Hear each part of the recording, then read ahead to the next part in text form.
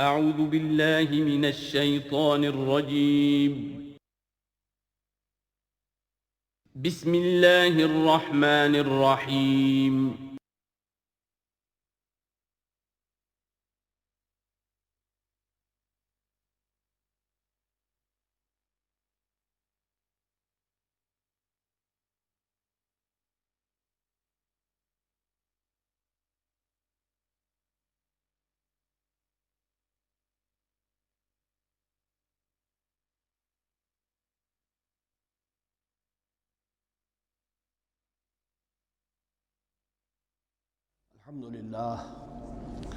الحمد للہ وکفا والصلاة والسلام علی عبادہ الذین اصطفیٰ اما بعد فاعوذ باللہ من الشیطان الرجیم بسم اللہ الرحمن الرحیم وَإِذْ قَالَ رَبُّكَ لِلْمَلَائِكَةِ إِنِّي جَاعِلٌ فِي الْأَرْضِ خَلِيفَةً قالوا وتجعل فيها من يفسد فيها ويسفك الدماء ونحن نسبح بحمدك ونقدس لك قال إني أعلم ما لا تعلمون صدق الله العظيم رب اشرح لي صدري ويسر لي أمري واحلل عقدة من لساني يفقهوا قولي۔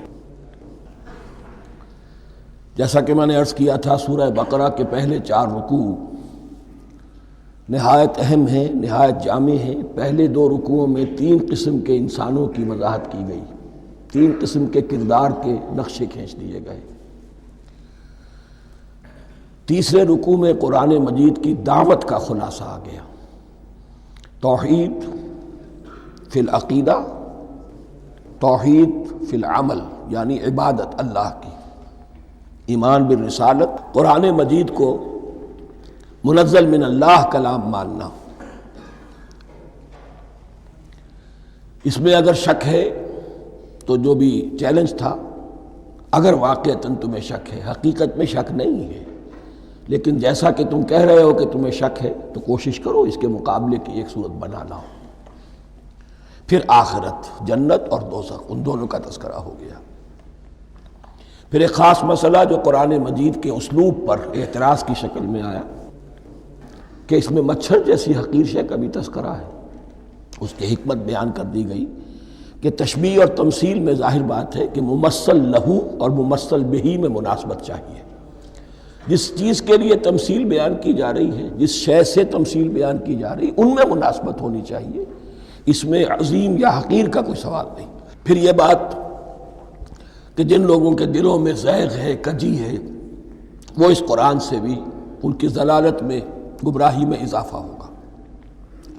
جو لوگ طالب حق ہیں ان کو یہ قرآن مجید ہدایت دے گا، اور کن کو اللہ گمراہ کرتا ہے؟ جو سرکش ہے، جو نمبر 1 اللہ سے جو عہد کر کے دنیا میں آئے تھے اس کی خلاف ورزی کر رہے ہیں، اور صلہ رحمی کے بجائے قطع رحمی کرتے ہیں۔ اس کے بعد ایک بہت اہم فلسفیانہ بات آ گئی، اور اسی کے ضمن میں میں نے اصل میں یہ ساری بات دہرائی ہے۔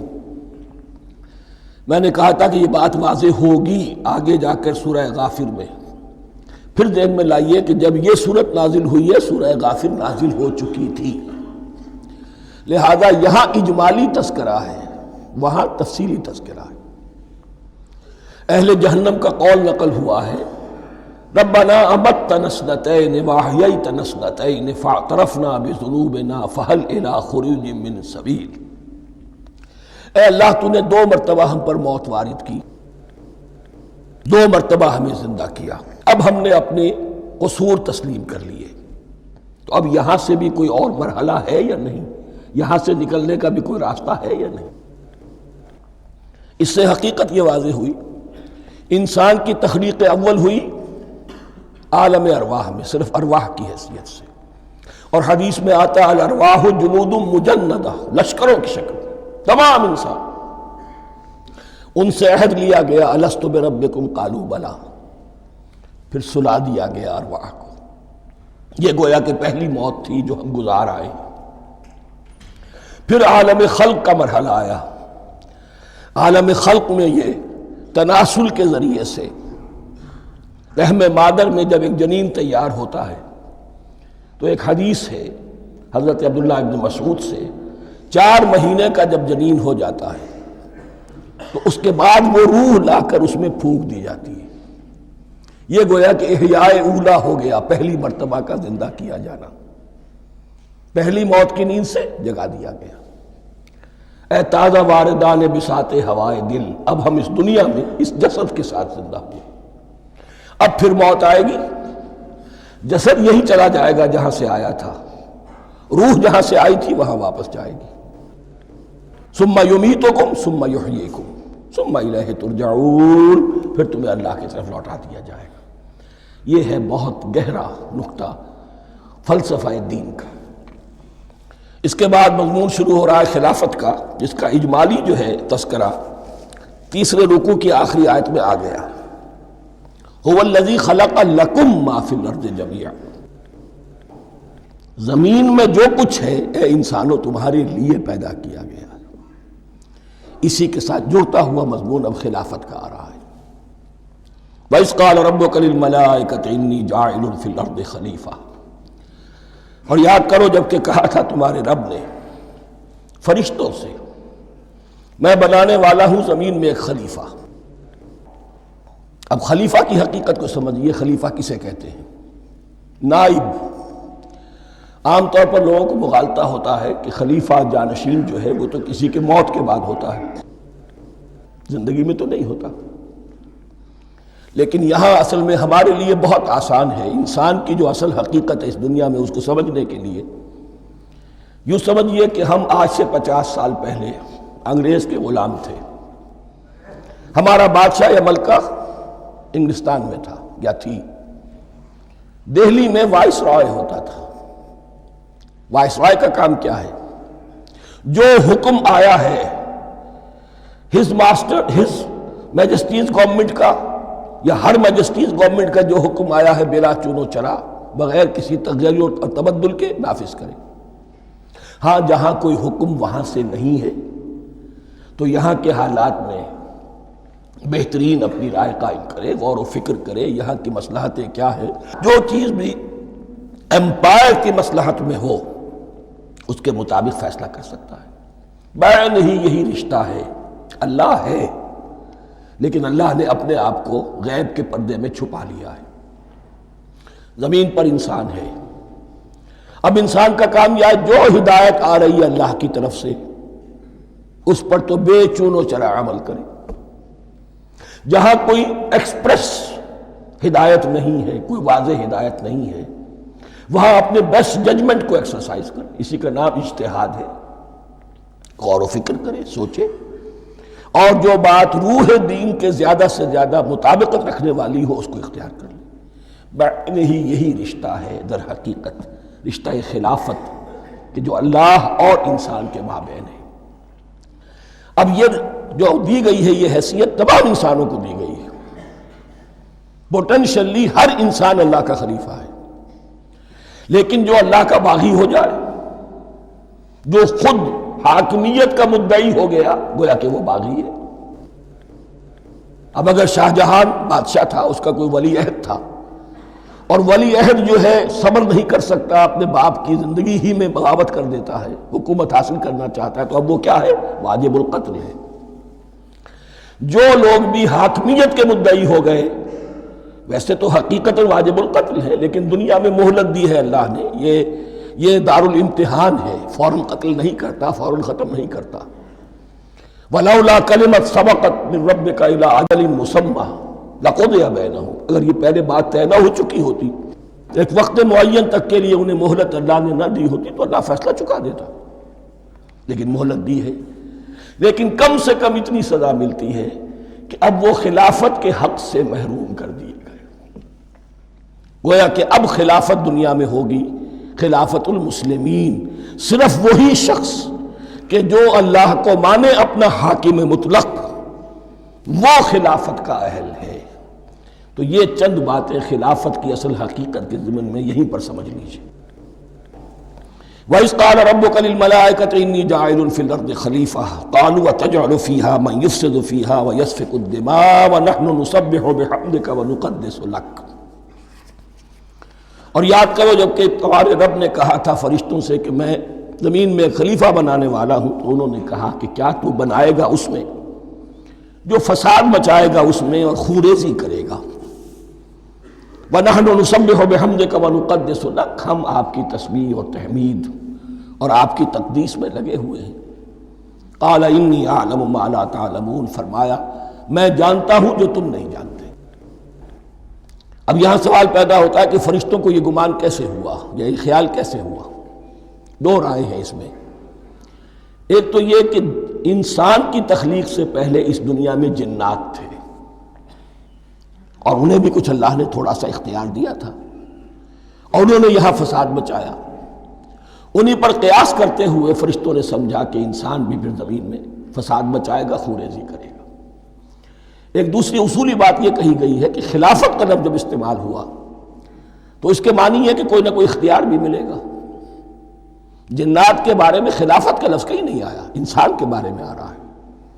خلیفہ بالکل بے اختیار نہیں ہوتا، جیسا کہ میں نے عرض کیا، جہاں واضح حکم ہے تو اس کی تو تنفیذ، یہاں نہیں ہے وہاں اپنی رائے سے جتنا بھی بہتر سے بہتر سوچ سکتا ہو انسان رائے قائم کرے۔ یہ اختیار جو ہے، ظاہر بات ہے جہاں اختیار ہوگا صحیح استعمال ہونے کا بھی امکان ہے، غلط استعمال ہونے کا بھی امکان ہے۔ اختیار تو بلکہ یہ کہ آپ کا پولیٹیکل سائنس کا تو ایکزیم یہ ہے، authority turns to corrupt and absolute authority corrupts absolutely۔ تو ٹینڈنسی کرپشن کی ہوتی ہے اختیار کے اندر۔ اس بنا پر انہوں نے قیاس کیا کہ اس میں فساد ہوگا، خوریزی ہوگی۔ اللہ تعالیٰ نے فرمایا اپنی حکمتوں سے میں خود واقف ہوں، میں کیوں بنا رہا ہوں یہ میں جانتا ہوں، تم نہیں جانتے۔ وَعَلَّمَ آدَمَ الْأَسْمَاءَ كُلَّهَا، اور اللہ نے سکھا دیے آدم کو تمام کے تمام نام۔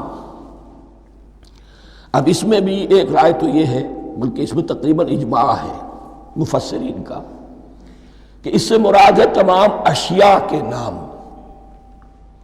اور تمام اشیاء کے نام سے مراد ہے ان کی حقیقت کا علم۔ ہیومن نالج جو ہے، اگر آپ اس کا تجزیہ کریں گے تو وہ یہی ہے کہ انسان ایک چیز کو پہچانتا ہے، پھر اس کے لیے ایک نام رکھتا ہے یا کوئی ٹرم اس کے لیے قائم کرتا ہے۔ اس نام یا ٹرم اور اس کے حوالے سے، اصطلاح کے حوالے سے بہت سے حقائق کو اپنے ذہن کے اندر محفوظ کرتا ہے۔ تو گویا کہ ان علمہ آدم الاسماء کلہا، تمام نام سکھا دیے کل مادی کائنات کے اندر جو کچھ وجود میں آنے والا تھا، ان سب کی حقیقت سے پوٹینشلی حضرت آدم کو آگاہ کر دیا۔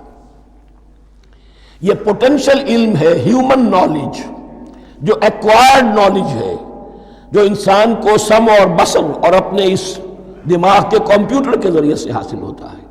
ایک ہے ریویلڈ نالج جو اللہ وحی کے ذریعے سے بھیجتا ہے، ایک ہے ایکوائرڈ نالج، انسان خود علم حاصل کرتا ہے۔ اس نے آنکھوں سے دیکھا، کان سے سنا، نتیجہ نکالا، اور اس کمپیوٹر نے اس کو پروسیس کیا، اس نتیجے کو کہیں میموری کے اندر سٹور کر لیا۔ یہ کمپیوٹر ہے بہت بڑا۔ پھر کچھ اور دیکھا، کچھ اور سنا، کچھ چھو کر معلوم ہوا، کچھ چکھ کر معلوم ہوا، کچھ سونگھ کر معلوم ہوا، کوئی اور نتیجہ نکلا، اسے وہ پاس میموری کے ساتھ اس کو ٹیلی کیا اور نتیجہ نکالا۔ اس طرح رفتہ رفتہ ان السمع والبصر والفؤاد کل اولئک کان عنہ مسئولا، یہ ایکوائرڈ نالج تین چیزوں سے انسان کو حاصل ہو رہا ہے، سماعت، بصارت اور یہ عقل، جو فائدہ اخذ کرتی ہے، جو اس کو پروسیس کرتی ہے، اس تمام جو سینس ڈیٹا اس کو مہیا ہوتا ہے سینس آرگنز کے ذریعے سے۔ یہ علم ہے جو پوٹینشلی حضرت آدم کو دے دیا گیا۔ اس کی ایکسفولیشن ہو رہی ہے، اب درجہ بدرجہ وہ علم پھیل رہا ہے، بڑھ رہا ہے، اور بڑھتے بڑھتے کہاں تک پہنچے گا ہم کچھ نہیں کہہ سکتے۔ کہاں سے کہاں پہنچ گیا انسان۔ اس نصف صدی کے اندر علم انسانی میں جو ایکسپلوژن ہوا ہے، میں اور آپ اس کا تصور تک نہیں کر سکتے۔ اکثر بڑے بڑے جو سائنسدان ہیں انہیں تصور نہیں ہے، اس لیے کہ ایک شخص اپنی لائن فزکس کے بارے میں جانتا ہے کیا کچھ ہو گیا، یا فزکس کی بھی کسی شاخ کے بارے میں جانتا ہے، باقی دوسری جو لائن ہے اسے کچھ پتہ نہیں۔ اسپیشلائزیشن کا دور ہے، لہذا جو ایکسپلوژن کہا جائے، دھماکہ ہوا ہے علم کا، اس کا کوئی اندازہ نہیں ہے ہمارے۔ اور کس تیزی کے ساتھ وہ چیز آگے بڑھ رہی ہے، کس تیزی کے ساتھ ایک چیز آج جو ایجاد ہوئی چند دنوں کے اندر اندر اس کے بعد اس کا نیا کوئی ورشن آ جاتا ہے اور یہ چیز جو ہے آبسولیٹ ہو جاتی ہے۔ کمیونیکیشن کے اندر جو انقلاب عظیم برپا ہوا ہے، تو آپ یہ سمجھیے کہ اقبال نے جو شعر کبھی کہا تھا کہ عروج آدم خاکی سے انجم سہمے جاتے ہیں کہ یہ ٹوٹا ہوا تارا مہ کامل نہ بن جائے۔ اور یہ مہ کامل بنے گا کب؟ جب دجال کی شکل اختیار کرے گا۔ دجال کون ہوگا؟ جو ان تمام قواعد طبیعہ کے اوپر قابو پا لے گا، جب چاہے گا جہاں چاہے گا بارش برسائے گا، رزق کے تمام خزانے اپنے ہاتھ میں لے لے گا، جو اس کے اوپر ایمان لائے گا اسی کو ملے گا، کسی اور کو نہیں ملے گا، اس کی آواز پوری دنیا میں سنائی دے گی، وہ چند دنوں کے اندر پوری دنیا کا چکر لگا لے گا۔ یہ ساری چیزیں جو حدیث میں دجال کے بارے میں آئی ہیں وہ اسی علم آدم ایکوائرڈ نالج کے اس حد کو پہنچ جانا کہ وہ ٹوٹل مسٹریز نیچر کی جو ہے وہ اس پر منکشف ہو جائے اور ان قواعد طبیعہ کو وہ ہارنس کر لے، قابو میں لے آئے اور انہیں استعمال کرے۔ کبھی جب ہمارے کسی بہت 200-300ویں کوئی پیڑھی میں کوئی ہمارے جد امجد ہوں گے جنہوں نے کوئی چٹان دیکھی کہ گری، پتھر پر پتھر ٹکرایا تو آگ اس میں سے شعلہ نکلا، اس کا یہ مشاہدہ کافی ہو گیا آگ پیدا کرنے کے لیے۔ پتھروں کو ٹکراؤ آگ پیدا کر لو۔ یہ اس دور کی سب سے بڑی ایجاد تھی، آگ، انرجی۔ اب وہ انرجی کہاں سے کہاں پہنچی؟ وہ آگ نے بھاپ کی شکل اختیار کی، پھر ہم نے بجلی ایجاد کی، اور کب کیا ہے ایٹمک انرجی ہے اور نہ معلوم کیا کیا ہے، واللہ اعلم۔ ان تمام چیزوں کا تعلق ہے خلافت ارضی کے ساتھ، لہذا فرشتوں کو جو بتایا گیا وہ یہ ہے کہ آدم کو علم بھی دیا جا رہا ہے، صرف اختیار ہی نہیں دیا جا رہا، علم دیا جا رہا ہے۔ وَعَلَّمَ آدَمَ الْأَسْمَاءَ كُلَّهَا ثُمَّ عَرَضَهُمْ عَلَى الْمَلَائِكَةِ، پھر ان تمام اشیاء کو پیش کیا فرشتوں کے سامنے۔ فَقَالَ أَنبِئُونِي بِأَسْمَاءِ هَؤُلَاءِ، اور فرمایا کہ مجھے بتاؤ ان چیزوں کے نام، ان کنتم صادقین، اگر تم سچے ہو۔ قالوا سبحانک لا علم لنا الا ما علمتنا، انہوں نے کہا پروردگار تو پاک ہے ہر نقص سے، ہر عیب سے، ہر ضعف سے، ہر احتیاج سے، مبرہ ہے، منزہ ہے، اعلیٰ ہے، عرفہ ہے۔ لا علم لنا الا ما علمتنا، ہمیں کوئی علم حاصل نہیں سوائے اس کے جو تو نے ہمیں سکھا دیا ہے۔ اس کی تعبیر یہی بہتر معلوم ہوتی ہے کہ ملائکہ کی حیثیت در حقیقت اس کائناتی جو حکومت ہے اللہ کی، آفاقی حکومت، اس کے کارندوں کی ہے، یا اس کے سول سرونٹس ہیں، تو ہر ایک کو صرف اس کے شعبے کے متعلق علم دیا گیا ہے، علم جامع نہیں ہے، تمام چیزوں کا علم یہ معلوم کرنے کی استعداد ان کے پاس نہیں ہے۔ کوئی فرشتہ فرض کیجئے بارش کے اوپر مامور ہے، کوئی پہاڑوں پر مامور ہے، جس کا ذکر سیرت میں آتا ہے کہ جب طائف میں حضور پر پتھراؤ ہوا ہے تو اس کے بعد ایک فرشتہ حاضر ہوا ہے کہ میں ملک الجبال ہوں، اللہ نے مجھے پہاڑوں پر مامور کیا ہوا ہے، آپ اگر فرمائیں تو جن لوگوں نے آپ کو ستایا ہے، یہ جو طائف جن دو پہاڑوں کے درمیان یہ وادی ہے، ان کو آپس میں ٹکرا دو کہ یہ پس کر اور سرما بن جائے۔ آپ نے فرمایا نہیں، کیا عجب، اللہ تعالیٰ ان کی اگلی نسلوں کو ہدایت دے دے۔ تو فرشتے ہیں، کوئی پہاڑوں پر مامور ہے، کوئی کسی خدمت پر مامور ہے، ان کو علم دیا گیا ہے صرف انہی کی اپنی جو بھی فرائض منصبی ہیں ان کے شعبے سے متعلق، کل نہیں۔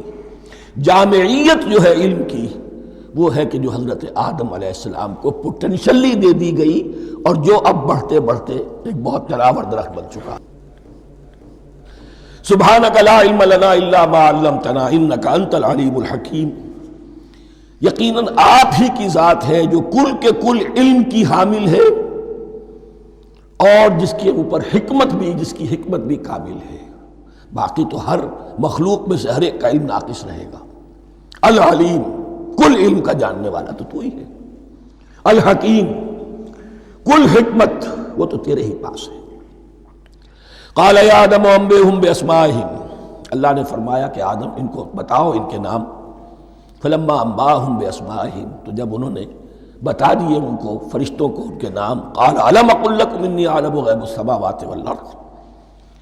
تو اللہ نے فرمایا کہ میں نے کہا نہیں تھا کہ میں جانتا ہوں آسمانوں اور زمین کی تمام غائب چیزوں کو جو تمہاری نگاہوں سے بھی اوجھل ہے. غیب میں ہر شے کا جاننے والا ہوں. وَأَعْلَمُ مَا تُبْدُونَ وَمَا كُنْتُمْ تَكْتُمُونَ.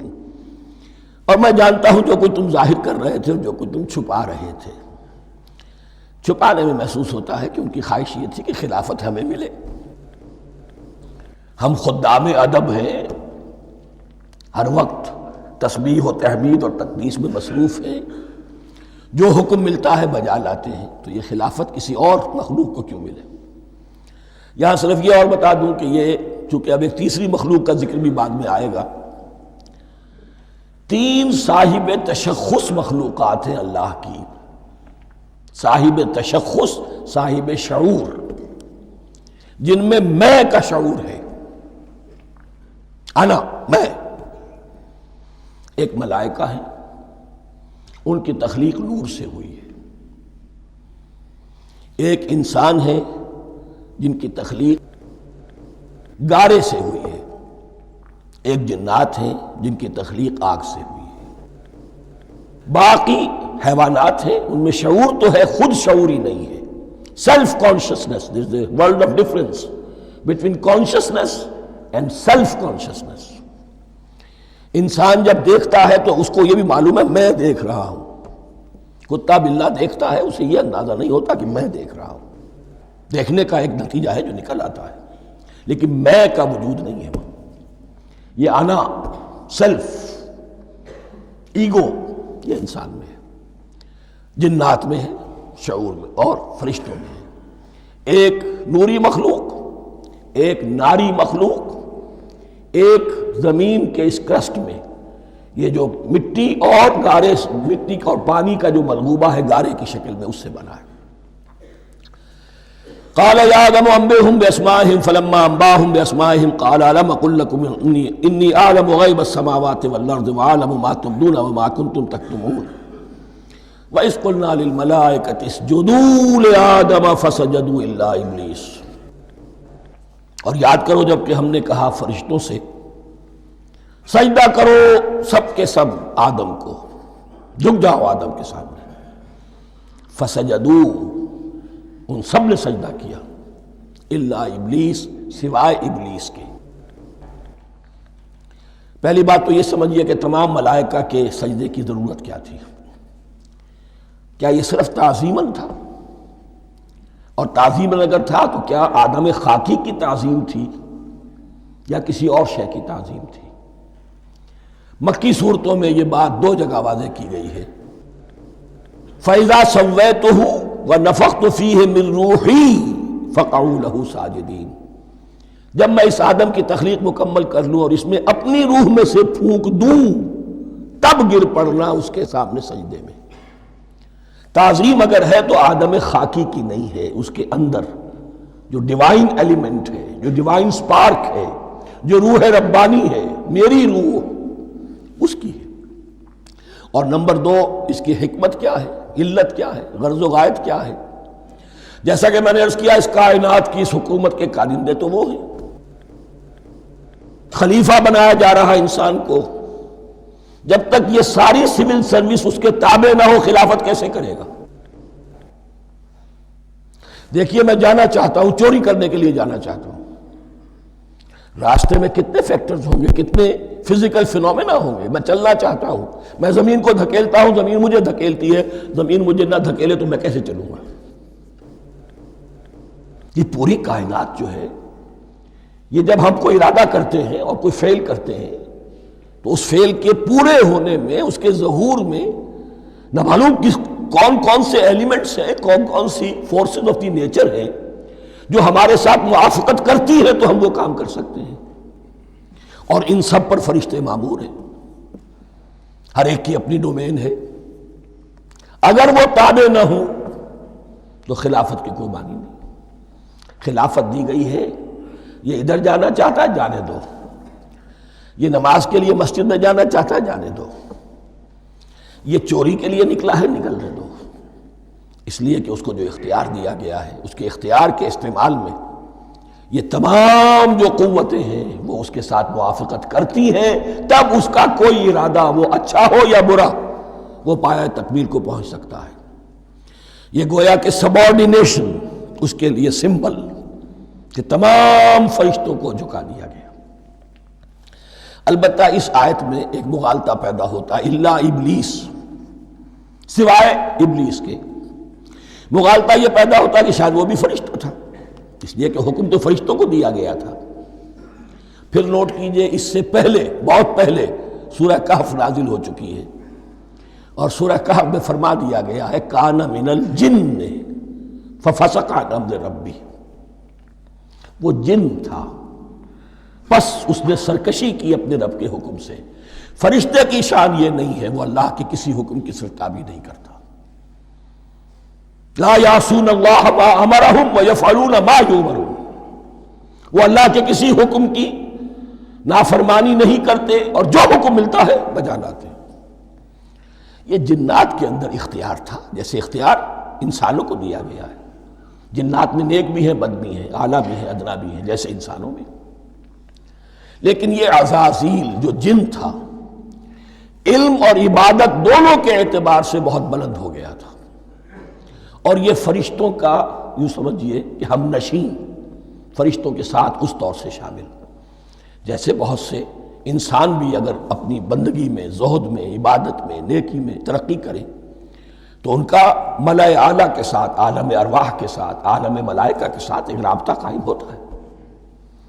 اسی طریقے سے وہ جو عزازیل تھا، جن ہونے کے باوجود اپنی نیکی، عبادت، پارسائی اور اپنے علم میں فرشتوں سے بہت آگے تھا، اس لیے معلم الملکوت کی شکل اختیار کر چکا تھا۔ اس کو اپنی زوم تھا۔ یہ بات جیسا کہ میں نے عرض کیا 7 مرتبہ قرآن میں یہ بات آئی ہے، قصہ ابلیس و آدم، کہ فرشتوں کو حکم ہوا کہ سجدہ کرو، سب جھک گئے، ابلیس نے سجدے سے انکار کر دی 7 مرتبہ۔ یہ 7ویں مرتبہ ہے جو ہم پڑھ رہے ہیں، مصحف میں پہلی مرتبہ آ رہا ہے، ترتیب نزول میں 7ویں مرتبہ آ رہا ہے۔ یہ آدم و ابلیس کا قصہ اس سے آگے سورہ اعراف میں آئے گا، پھر سورہ ہجر میں آئے گا، سورہ بنی اسرائیل میں آئے گا، سورہ کہف میں آئے گا، سورہ طٰہٰ میں آئے گا، سورہ صاد میں آئے گا۔ 6 مرتبہ مکی قرآن میں، 1 مرتبہ یہاں۔ تو یہاں اشارہ نہیں کیا، اس لیے مغالطہ ہو سکتا ہے، لیکن یہ کہ سورہ کہف میں آپ کو بتا چکا ہوں کان من الجن ففسق عن امر ربی، اس نے اپنے رب کے حکم سے سرتابی۔ ابلیس اس کا صفاتی نام ہے اب، اس لیے کہ ابلس یبلس کے معنی ہوتے ہیں مایوس ہو جانا۔ یہ اللہ کی رحمت سے بالکل مایوس ہے، اور مایوس جو ہو جائے وہ شیطان ہو جاتا ہے۔ اب میرا تو چھٹکارا نہیں ہے، جتنوں کو برباد کر سکوں کروں، میری تو عاقبت خراب ہو چکی ہے، جتنوں کو اپنے ساتھ، ہم تو ڈوبے ہیں صنم، تم کو بھی لے ڈوبیں گے۔ اب وہ شیطان اس معنی میں کہ انسان کی عداوت اس کی گھٹی میں پڑ گئی، اس نے اللہ سے پھر اجازت بھی لی کہ مجھے مہلت دے دے، یوم یبعثون، قیامت تک کے دن کے لیے، تو میں ثابت کر دوں گا کہ یہ آدم اس رتبے کا حقدار نہ تھا، مستحق نہ تھا جو اسے دیا گیا۔ انا خیر منہ، میں اس سے بہتر ہوں۔ خلقتنی من نار وخلقتہ من طین، تو نے مجھے آگ سے بنایا، اسے گارے سے بنایا۔ لیکن یہ تکبر ہے در حقیقت کہ جس نے اسے راندہ درگاہ حق کر دیا۔ وَإِذْ قُلْنَا لِلْمَلَائِكَةِ اسْجُدُوا لِآدَمَ فَسَجَدُوا إِلَّا إِبْلِيسَ أَبَىٰ وَاسْتَكْبَرَ، ابا اس نے انکار کیا، واستکبر اور تکبر کیا، استکبار کیا، وَكَانَ مِنَ الْكَافِرِينَ۔ کانا عربی زبان میں 2 طرح کا ہوتا ہے، تامہ، ناقصہ۔ ایک معنی یہ ہو سکتے ہیں کہ ہو گیا، اب اپنے اس استکبار اور انکار کی وجہ سے کانا من الکافرین، وہ کافروں میں سے ہو گیا۔ ایک کانا تامہ ہوتا تھا ہی کافروں میں سے، یعنی اس کے اندر سرکشی چھپی ہوئی تھی، اب ظاہر ہو گئی۔ یہ معاملہ ہوتا ہے، کسی شخص کی بدنیتی اس کے اوپر پردے پڑے رہتے ہیں نیکی کے، زہد کے، کسی خاص وقت میں آ کر وہ ننگا ہو جاتا ہے، اور جو اس کے اندر تھا اصل، اس کی حقیقت، وہ سامنے آ جاتی ہے۔ اس کا امکان ہے، تو دونوں معنی اس کے ہو سکتے ہیں۔ وَقُلْنَا يَا آدَمُ اسْكُنْ أَنْتَ وَزَوْجُكَ الْجَنَّةَ، اور ہم نے کہا کہ اے آدم رہو تم اور تمہاری بیوی جنت میں۔ اب یہ جنت کون سی ہے؟ اکثر حضرات کے نام کر کے نزدیک یہ جنت کہیں آسمان ہی میں تھی، آسمان ہی میں حضرت آدم کی تخلیق ہوئی۔ البتہ یہ سب مانتے ہیں کہ ایک وہ جنت الفردوس جو ہے جس میں جانے کے بعد پھر واپس نکلنے کا کوئی امکان نہیں، یہ وہ جنت نہیں ہے جس میں کہ آخرت میں لوگوں کو جا کر داخل ہونا ہے، اس میں داخل ہونے والے کے نکلنے کا کوئی امکان نہیں۔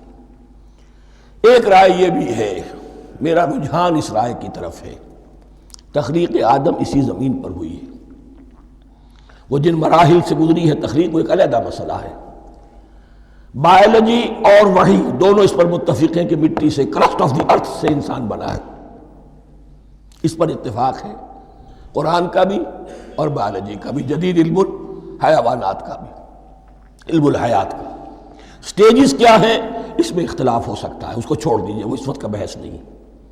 یہی کسی اونچے مقام پر کوئی سرسبز و شاداب علاقہ تھا جہاں حضرت آدم کو رکھا گیا، جہاں ہر طرح کے میوے تھے، ہر شے، لا تظمأ فیہا ولا تضحیٰ، نہ اس میں بھوک لگے گی، نہ دھوپ تمہیں ستائے گی، ہر طرح کی چیز تمہیں فراہم ہے۔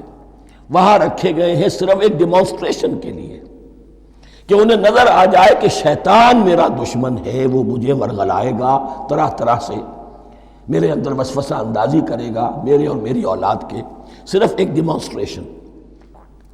اس کی مثال یوں سمجھیے کہ سلیکشن تو ہو گیا، سی ایس پی گریڈ میں کوئی شخص آ گیا ہے، لیکن اب وہ سول سروس اکیڈمی میں رکھا جا رہا ہے۔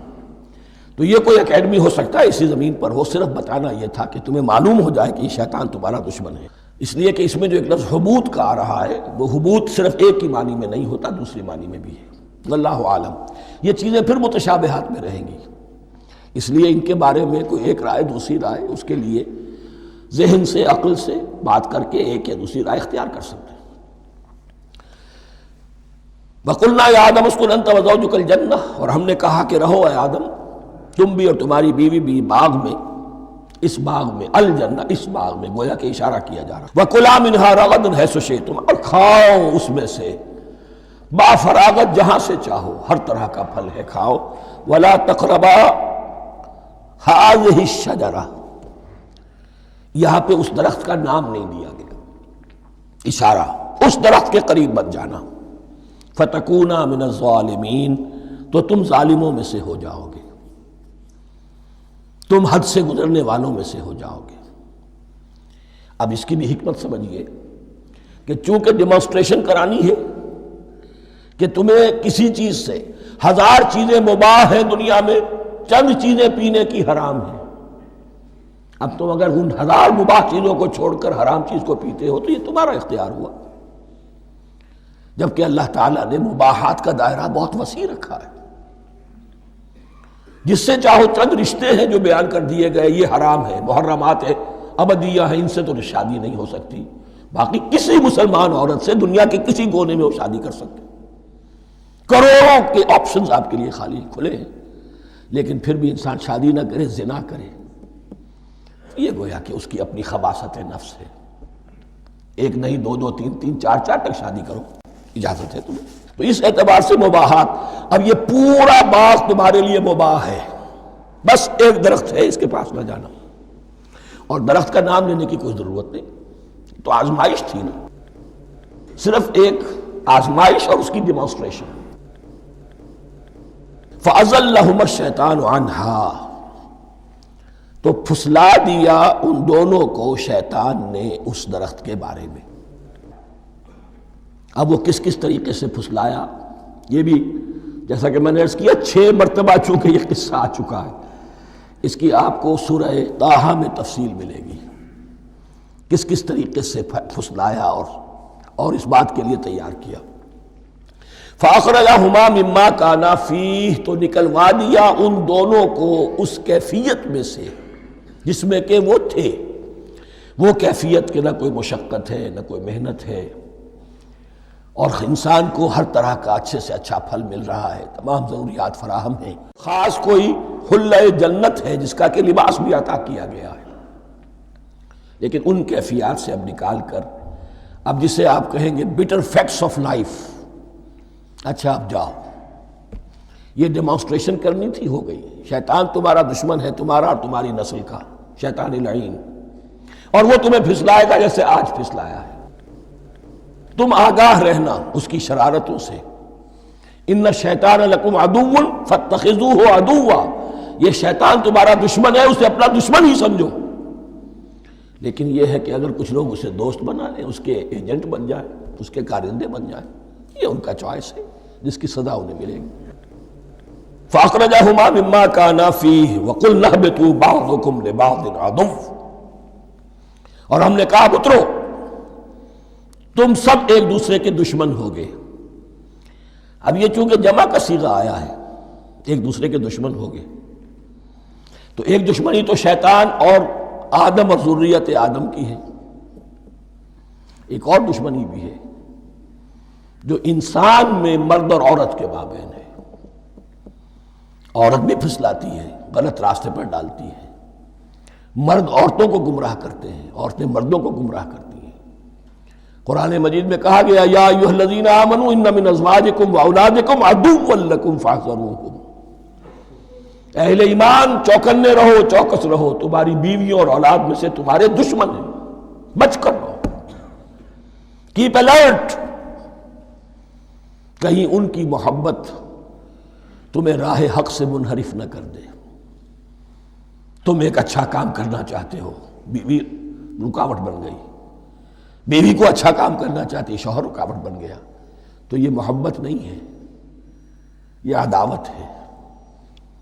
اس حوالے سے بعضکم لبعض عدو وَلَكُمْ فِي الْأَرْضِ مُسْتَقَرٌّ وَمَتَاعٌ إِلَىٰ حِينٍ، اور تمہارے لیے اب زمین میں مستقر ہے، جائے قیام ہے اور متاع ہے، ضرورت کی چیزیں ہیں ہم نے فراہم کر دی ہیں، اِلَىٰ حِين، لیکن ایک وقت معین تک کے لیے، یہ ابدی نہیں ہے، ایک وقت آئے گا یہ بساط ہم لپیٹ دیں گے۔ یوم نطوی السماء کطی السجل للکتب، جس دن کہ ہم تمام فضاؤں کو اور تمام خلاؤں کو، تمام آسمانوں کو اس طرح لپیٹ لیں گے جیسے کتابوں کا تمار لپیٹ لیا جاتا ہے۔ ایک وقت آئے گا، یہ تخلیق الی اجل مسمى ہے، الی حین ہے۔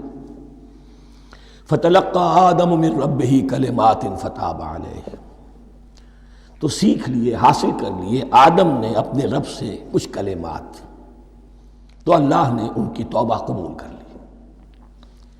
اب اس کی وضاحت سورہ اعراف میں ہے، یہ تو چونکہ پس منظر میں وہ 2/3 قرآن موجود ہے، اس کی وضاحت کیا ہے کہ حضرت آدم میں سخت پشیمانی پیدا ہوئی ہے، میں نے کیا کیا، مجھ سے خطا سرزد ہو گئی، اللہ کے حکم کی میں نے خلاف ورزی کی، لیکن ان کے پاس الفاظ نہیں تھے کن الفاظ میں اللہ سے استغفار کریں، کن الفاظ میں اللہ سے معافی چاہیں۔ اللہ کی رحمت یہ ہوئی کہ اللہ نے الفاظ انہیں خود تلقین فرما دی۔ یہ اللہ کی شان رحیمی ہے۔ اصل شے جو ہے وہ انسان کے اندر گناہ پر ندامت کا پیدا ہو جانا ہے، یہ اصل توبہ ہے۔ علامہ اقبال نے جو بڑی اپنی آغاز عنفوان شباب میں جو اشعار کہے تھے، ان میں سے ایک شعر کو سن کر پھڑک اٹھے تھے اس وقت کے اساتذہ بھی۔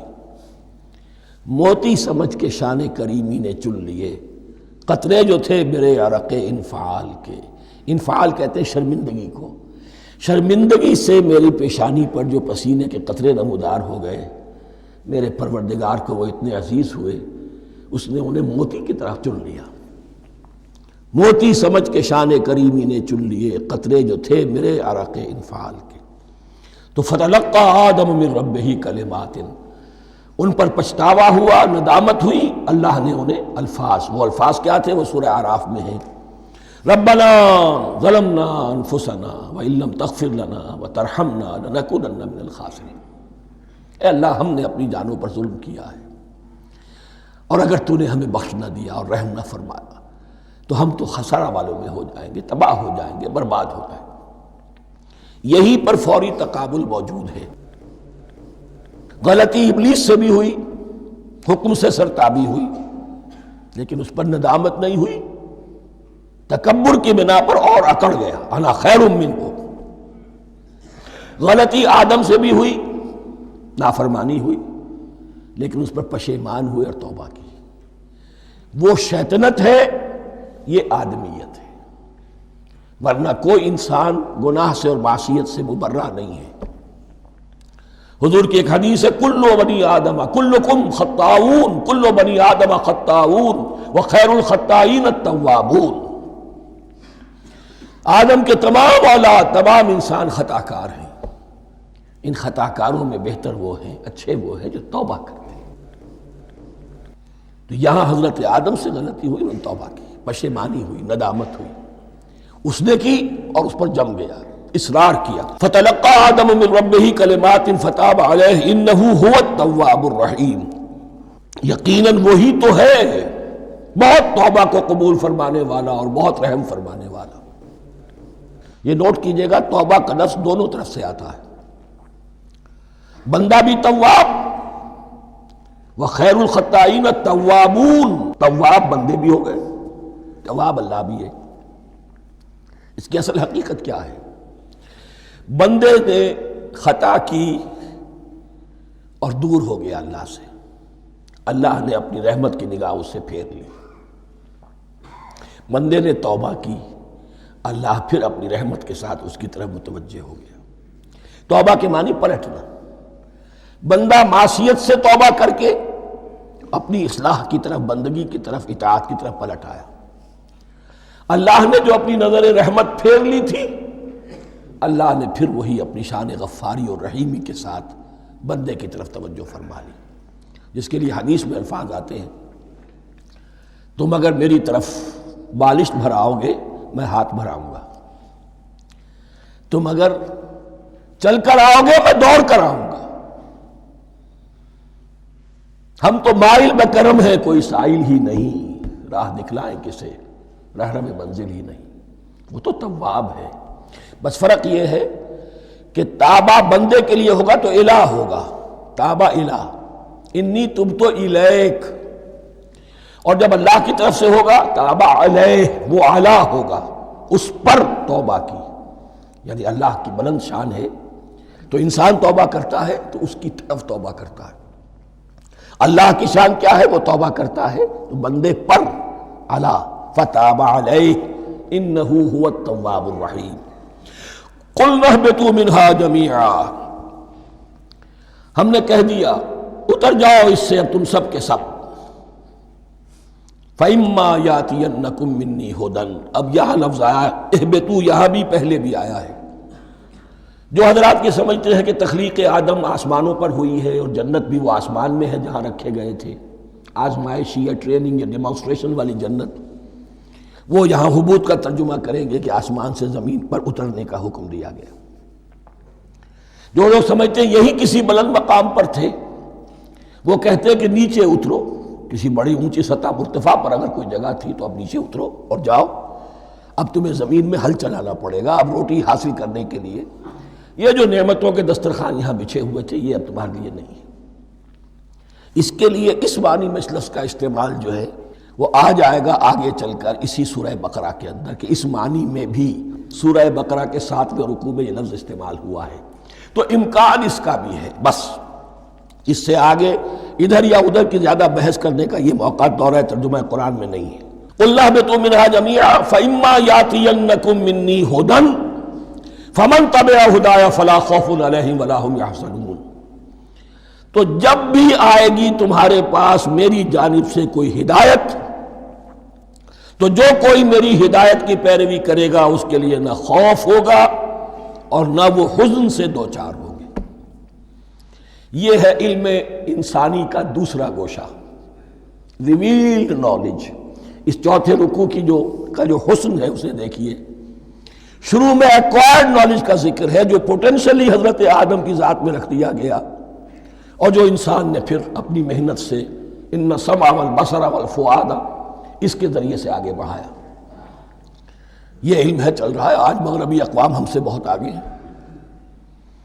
کبھی ایک زمانے میں مسلمان آگے نکل گئے تھے، لیکن ظاہر بات ہے کہ اس دنیا میں عروج تو انہی کو ہوگا جو ان چیزوں میں سب سے زیادہ جس کی آگہی حاصل ہوگی۔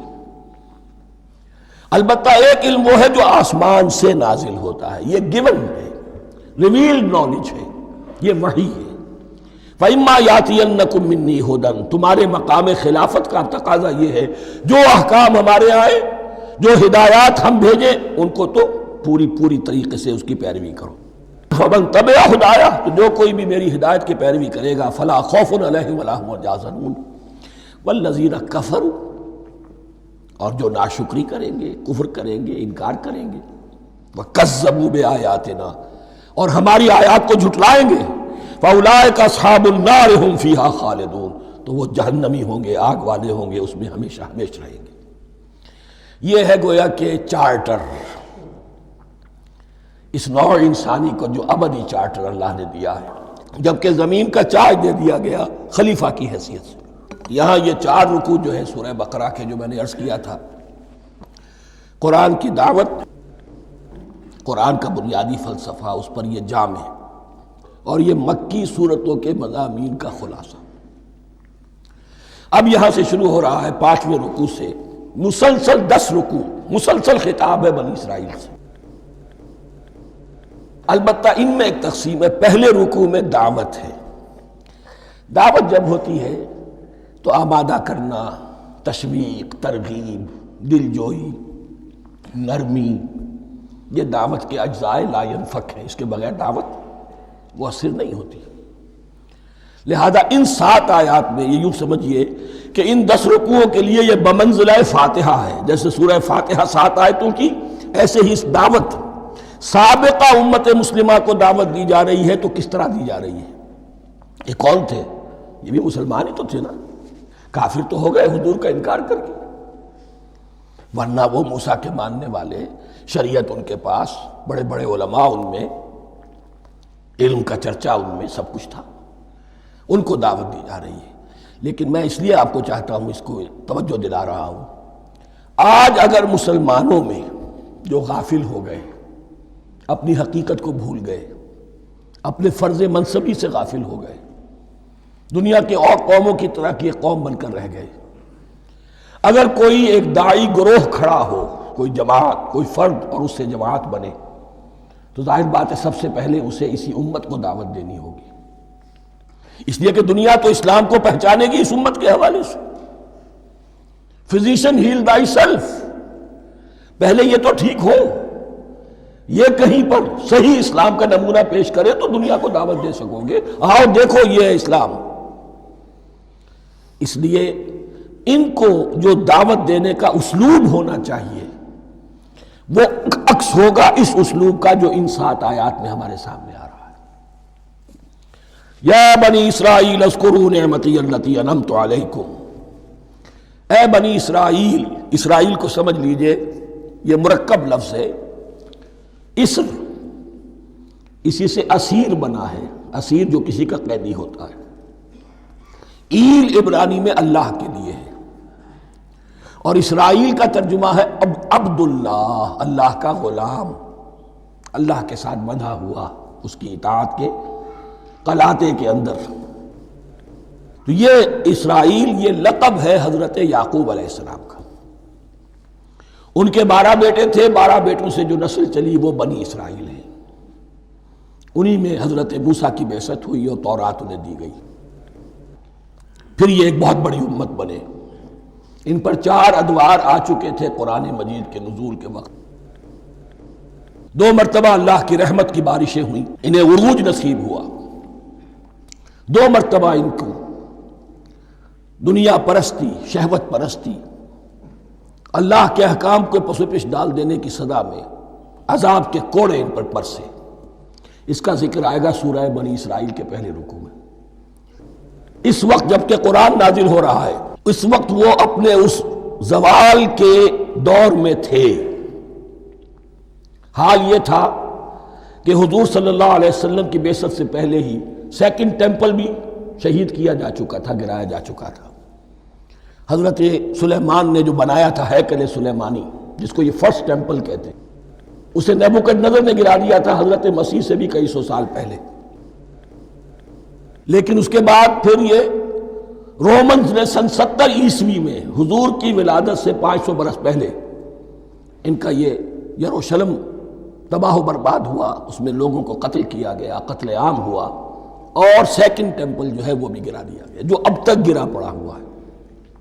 صرف ایک ویلنگ وال ہے جس کے پاس جا کر یہودی جو ہے ماتم کر لیتے ہیں، روتے ہیں، اور اب وہ بنانے پر تلے ہوئے ہیں اپنا تھرڈ ٹیمپل، اس کے نقشے بن چکے ہیں، بلو پرنٹ بن چکے ہیں۔ لیکن بہرحال جس وقت قرآن نازل ہو رہا تھا یہ بہت ہی پستی میں تھے۔ اس کے بارے میں فرمایا، اے بنی اسرائیل ذرا یاد کرو میرے اس انعام کو جو تم پر ہوا۔ وہ انعام کیا ہے؟ میں نے تمہیں اپنی کتاب دی، نبوت سے سرفراز فرمایا، اپنی شریعت تمہیں عطا فرمائی، تمہیں تمہارے اندر داؤد اور سلیمان جیسے بادشاہ اٹھائے جو بادشاہ بھی تھے، نبی بھی تھے۔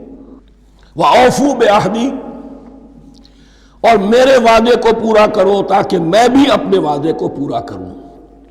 یہ وعدہ ہے جو کتاب استثناء جو ہے اولڈ ٹیسٹمنٹ کی، ڈیوٹرانومی، اس کے 18ویں باب کی آیت نمبر 18 اور 19 میں ہے۔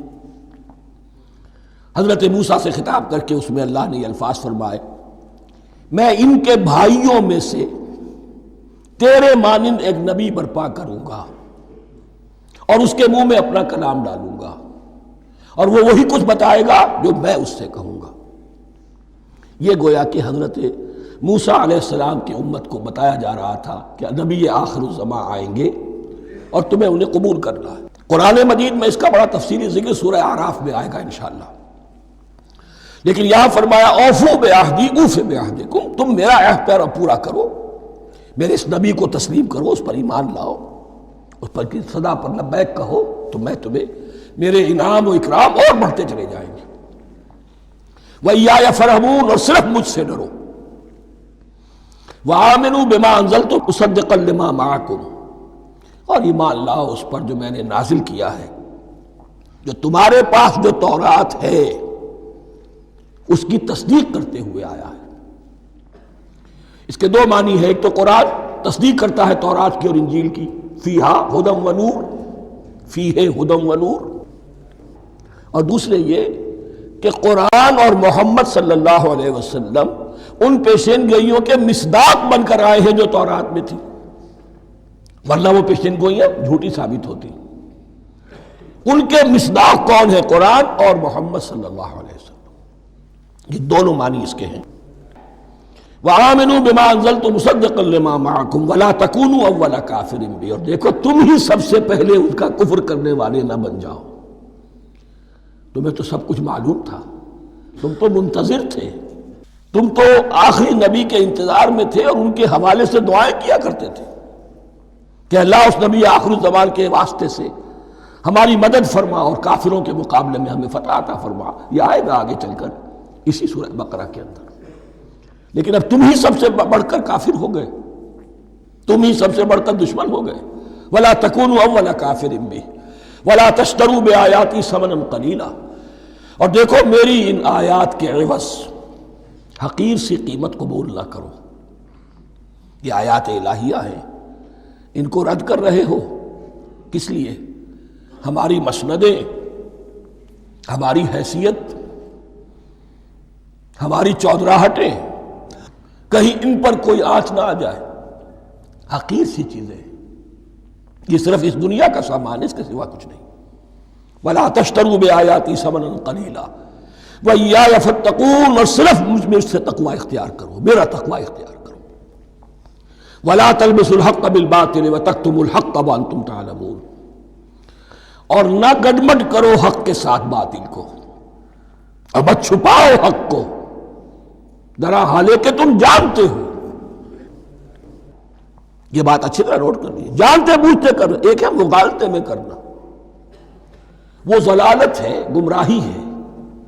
ایک جان بوجھ کر کرنا، حق کو پہچان کر اسے رد کرنا، یہ پھر اللہ تعالیٰ کے غضب کو دعوت دینا ہے، ریت آف اللہ، اس کے غضب کو دعوت دینا ہے کہ حق کو پہچان کر اس کی نفی کی جائے۔ وَأَنْتُمْ تَعْلَمُونَ، علماء یہود قرآن مجید میں آگے چل کر آئے گا، ایسے پہچانتے تھے محمد کو اور قرآن کو جیسے اپنے بیٹوں کو، یعرفونہ کما یعرفون ابناہم، ایسے پہچانتے جیسے اپنے بیٹوں۔ وَأَقِیمُوا الصَّلَاةَ وَآتُوا الزَّکَاۃَ، دیکھو نماز قائم کرو، زکوٰۃ ادا کرو، وَارْکَعُوا مَعَ الرَّاکِعِینَ، اور جھکنے والوں کے ساتھ جھکو۔ یہ اول تو رکوع کو انہوں نے اپنے ہاں سے خارج کر دیا تھا، ثانیاً باجماعت نماز ان کے ہاں ختم ہو گئی تھی۔ وَارْکَعُوا مَعَ الرَّاکِعِینَ، جماعت باجماعت نماز کی طرف اشارہ ہے۔ أَتَأْمُرُونَ النَّاسَ بِالْبِرِّ وَتَنْسَوْنَ أَنفُسَكُمْ، کیا تم لوگوں کو نیکی کا حکم دیتے ہو، تقویٰ کی، پارسائی کی تعلیم دیتے ہو؟ میں کہہ رہا ہوں نا کہ اصل میں مخاطب کون ہے؟ علماء یہود۔ اس آیت سے ثابت ہو گیا عالم ہمارا بھی جب بھی کھڑا ہوگا اونچے سے اونچا واز کہے گا، اعلیٰ سے اعلیٰ بات کہے گا۔ اکثر و بیشتر کا حال یہ ہے کہ ان کا اپنا کردار دیکھیے تو کوئی مناسبت ہی نہیں اس سے کہ جو وہ بات کہہ رہا ہے، جو لوگوں کو دعوت دے رہا ہے اس پر خود عمل نہیں۔ تو یہی در حقیقت علماء یہود کا کردار بن چکا تھا۔ أَتَأْمُرُونَ النَّاسَ بِالْبِرِّ وَتَنْسَوْنَ أَنفُسَكُمْ، کیا تم لوگوں کو نیکی کا حکم دیتے ہو اور خود اپنے آپ کو بھول جاتے ہو؟ وَأَنْتُمْ تَتْلُونَ الْكِتَابَ، اور یہ سب کچھ تم کر رہے ہو اس حال میں کہ کتاب پڑھتے بھی ہو، تورات پڑھتے ہو، صاحب تورات ہو۔ ہمارے بھی بہت سے علماء کا علماء سو جنہیں ہم کہتے ہیں حال یہ ہو چکا ہے، خود بدلتے نہیں قرآن کو بدل دیتے ہیں، ہوئے کس درجہ فقیہان حکم بے توفیق۔ جو صورتحال ہے صرف قرآن کا متن بچا ہوا ہے، اس کے مفہوم میں، اس کی تفسیر میں، اس کے ترجمے میں تو تحریفیں موجود ہیں، بڑی بڑی تحریفیں موجود ہیں، متن بچا ہوا ہے، وہ اس لیے کہ اللہ تعالیٰ نے اس کی حفاظت کا ذمہ لیا ہے۔ وَاسْتَعِینُوا بِالصَّبْرِ وَالصَّلَاةِ، اور مدد حاصل کرو دو چیزوں سے، صبر اور نماز۔ یہ صبر کا لفظ یہاں پر بہت قیمتی ہے، بہت بامانی ہے۔ علماء سو کیوں وجود میں آتے ہیں؟ جب وہ دنیا کے کتے بن جائیں گے تو وہ دین کو بدنام کرنے والے ہوں گے۔ بظاہر دینی مناسب ہیں لیکن اصل میں ان کے پردے میں دنیا داری کی جا رہی ہے، صبر نہیں۔ بس صبر کے ساتھ اور نماز کے ساتھ، اس لیے کہ آپ صحیح راستے پر آئیں گے۔ اگر کوئی عالم دین لوگوں پر تنقید کرے گا، لولا ینہاہم الربانیون والاحبار، کیوں نہیں روکتے ان کے علماء اور ان کے اولیاء اور صوفیاء ان کو حرام کھانے سے اور جھوٹ بولنے سے؟ اگر کوئی شخص روکے گا اس کو پھر نذرانے تو نہیں ملیں گی، اس کی خدمتیں تو نہیں ہوں گی۔ اگر تو دنیا میں صبر اختیار کرنا ہے تب تو آپ حق بات کہہ سکتے ہیں، اور اگر دنیاوی ایمبیشنز ہیں تو پھر آپ کو کہیں نہ کہیں کمپرومائز کرنا پڑے گا۔ وَاسْتَعِینُوا بِالصَّبْرِ وَالصَّلَاةِ، صبر اور نماز۔ وَإِنَّهَا لَكَبِیرَةٌ، اور یقیناً یہ بہت بھاری شے ہے، بہت بھاری شے ہے۔ عام طور پر خیال یہ ہے کہ انہا کی ضمیر صرف صلاۃ کی طرف جاتی ہے، نماز بہت بھاری ہے۔ ایک رائے یہ ہے کہ نہیں، یہ پورے طرز عمل کی طرف جا رہی ہے۔ یہ طرز عمل کہ خود صبر کرو، اس دنیا میں صبر کرو، دنیا اور دنیا کے متعلقات میں کم سے کم پر قانے ہو جاؤ، اور حق کا بول بالا کرنے کے لیے میدان میں آ جاؤ، یہ طرز عمل۔ اور اس میں پھر نماز، الصلاۃ عماد الدین۔ وَإِنَّهَا لَكَبِیرَةٌ إِلَّا عَلَى الْخَاشِعِينَ، یہ یقیناً بہت بھاری چیز ہے، یہ روش، یہ رویہ بھی بہت بھاری اور نماز بھی بہت بھاری ہے، سوائے ان خشوع رکھنے والوں کے، ڈرنے والوں کے جن کے دل جھک گئے ہیں اللہ کے سامنے۔